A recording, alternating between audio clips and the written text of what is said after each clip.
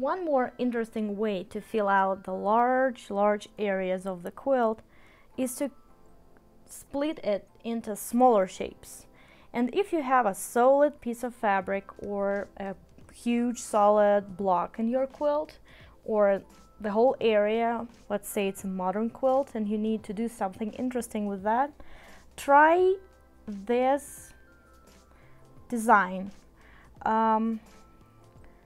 What I do, I break the whole area into different shapes, triangles or rectangles or squares, really different shapes. So all we need is to make them touch each other so they have these points and crossings, they don't hang in the air. So once you broke the whole area you need to work on, what I found out that it does really look better when you put some extra effort in that and double these lines with a really narrow echoing.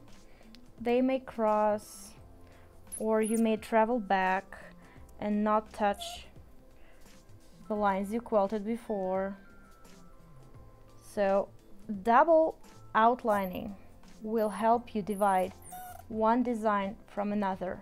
And I think you've already guessed that we're going to fill out these different shapes with different fillers, and some of them could be left unquilted and create a beautiful, very unusual, very modern texture.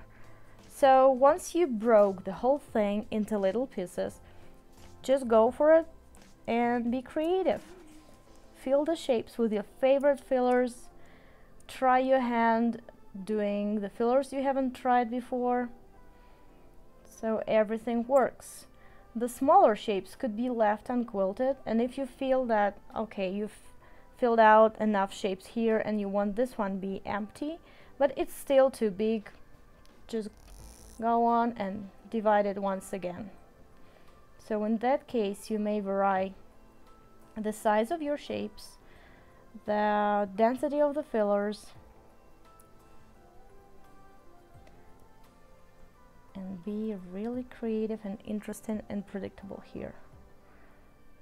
Just go back and watch the videos I shared before where I explained and showed different fillers, or create your own ones. The more you add, the more interesting the quilt will look.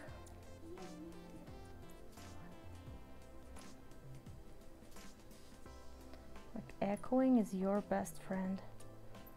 If you don't know what to quilt, the area is too narrow, just continue echoing.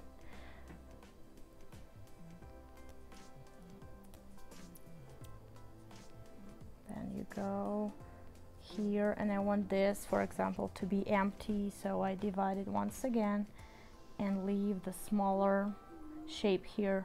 Why smaller? Because we don't want it to be really loose and hang as a parachute when the quilt is off the frame. So remember about it, when the quilt is on the frame, it sits tight and you don't see those huge pockets of unquilted spaces. So yeah, just continue and fill out all the shapes and you will create a really wonderful, interesting and modern looking quilt. Let's go and quilt it.